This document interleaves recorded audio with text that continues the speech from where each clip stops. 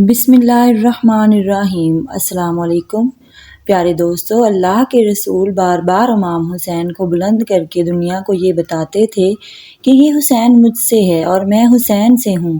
اے لوگو، اگر حسین پہ کوئی مشکل آ جائے اور وہ تم سے مدد طلب کرے تو اس کا ساتھ دینا، کیونکہ یہ جنت کے نوجوانوں کا سردار ہے، میرا خون ہے، میری اولاد ہے۔ مگر افسوس، ابھی حضور صلی اللہ علیہ وآلہ وسلم کو جدا ہوئے تھوڑا ہی عرصہ گزرا تھا کہ کربلا کے میدان میں 9 لاکھ کا مجمع تھا، اور دوسری طرف وہ حسین جسے اللہ کے رسول اپنے کندھوں پر سوار کرتے تھے۔ امام حسین علیہ السلام نانا کی امت سے بار بار کہتے رہے کہ کیوں میرا راستہ روکا ہے؟ لوگوں، مجھے پہچانو، کیوں 3 دن سے میرے بچوں کو پیاسا رکھا ہے؟ میں تمہارے نبی کا نواسا ہوں، کیوں میرے عزیزوں کو شہید کیا ہے؟ کہ میں نے اللہ کے رسول کی شریعت میں کوئی ترمیم کی ہے، کسی انسان پر ظلم کیا ہے، یا پھر کسی کا حق کھایا ہے؟ اتنے میں یزید کی فوج ایک آواز ہو کر کہنے لگی، اے حسین، ہم تجھے تیرے بابا علی کے بغض میں قتل کر رہے ہیں تاکہ یزید ہمیں دولت سے مالا مال کر دے۔ امام حسین نے فرمایا، اے لوگو، آج اس اسلام کا علم تمہارے ہاتھوں پر بلند ہے، یہ علم میرے بابا علی نے بلند کیا ہے، مت بھولنا۔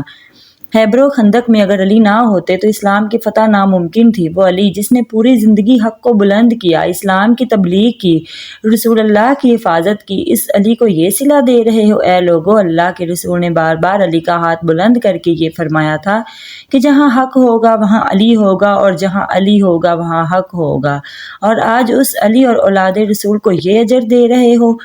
اتنے میں یزید کے سپہ سالار نے دیکھا کہ فوج میں بغاوت نہ پیدا ہو جائے، کہا، اے شمر، کیا دیکھ رہے ہو؟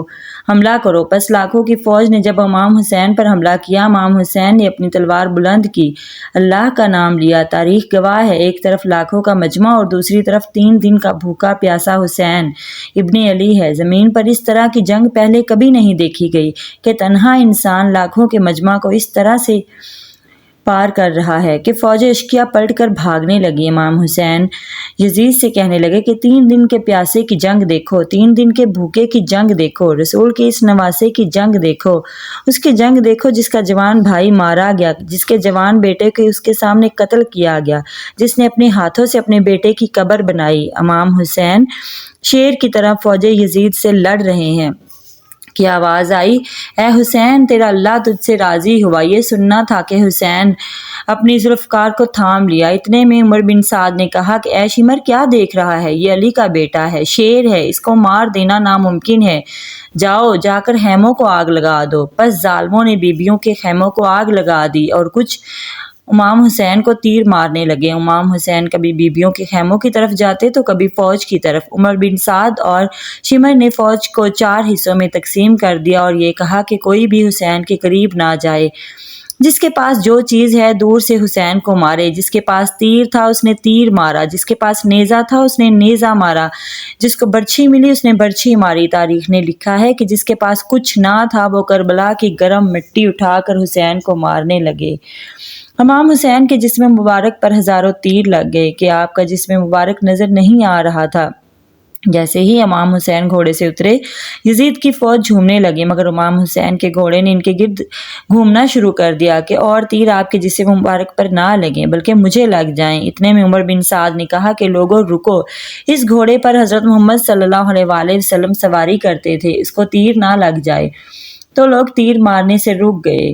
افسوس، ان کو رسول اللہ صلی اللہ علیہ وآلہ وسلم کے گھوڑے کا خیال تھا جس پر وہ سواری کرتے تھے، مگر اسی رسول کے نواسے پر کوئی رحم نہیں کھا رہا تھا جن کو رسول اپنے کندھے پر سوار کر کے ساری امت کو دکھاتے تھے۔ پس امام حسین کربلا کی زمین پر سر رکھ کر اللہ کا شکر ادا کر رہے ہیں۔ دوسری طرف فوج سے جو کوئی بھی امام حسین کا سر گرم کرنے آئے، اسے حضرت محمد صلی اللہ علیہ وآلہ وسلم کا چہرہ مبارک اس میں نظر آئے تو وہ چیخ مار کر پیچھے ہٹ جاتے۔ اتنے میں شمر نے کہا کہ یہ کام مجھ سے ہی ہوگا۔ جب وہ قتل کرنے کے لیے قریب ہوا تو دیکھا لبے امام حسین ہل رہے ہیں۔ اس نے سوچا ہمیں بد دعا دے رہے ہوں گے۔ قریب ہو کر سنا تو کہہ رہے تھے کہ اے اللہ، شکر ہے تو نے اس عظیم قربانی کے لیے مجھے چنا۔ پھر آنکھیں کھول کر شمر کو دیکھا اور کہا، اے شمر، کیا تو نہیں جانتا کہ میں اللہ کے رسول کا نواسا ہوں، حق پر ہوں؟ پھر کیوں مجھے مارنا چاہتے ہو؟ شمر نے کہا تم ٹھیک کہتے ہو، مگر تمہیں مارنے پر یزید مجھے بہت سا مال و دولت دے گا۔ یہ کہتے ہوئے شمر امام حسین کا گلا کاٹتا رہا اور یزیدی فوج جھومتی رہی۔ امام حسین کے سر مبارک کو نیزہ پر ٹانگ دیا گیا۔ امام حسین کے سر قلم ہونے کے بعد سادات کو لوٹ لیا گیا۔ بی بی سکینہ کو تماچے مارے گئے۔